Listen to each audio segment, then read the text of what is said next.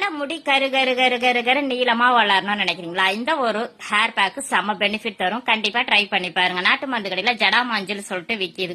உங்களுக்கு தேவையான அளவுக்கு எடுத்துக்கிட்டு 1 ஸ்பூன் அளவுக்கு வெந்தயம், 2 ஸ்பூன் அளவுக்கு வெள்ளை உளுந்து, சாதம் வடிச்ச கஞ்சி தண்ணியை ஊத்தி 3 பூந்தி கொட்டை தட்டிட்டு உள்ள இருக்கிற கொட்டையை மட்டும் எடுத்துரும். மேல இருக்கிற தோலை மட்டும் போட்டு ஒரு நாள் ஃபுல்லா நைட்டு ஃபுல்லா ஊறட்டும்.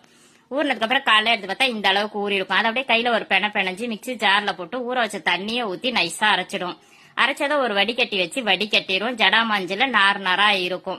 நல்ல ஒரு மனம் இருக்கு ஜடாமஞ்சள்ல. அந்த நார் நாரா இருக்கிறத நம்ம தூக்கி கடாசாம அப்படியே வச்சிருப்போம்.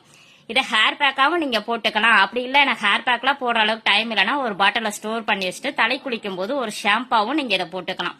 நல்ல நுர வரும். ஷாம்பே தேவைப்படாது. இதுவே நல்ல ஷாம்பு மாதிரி இருக்கும்.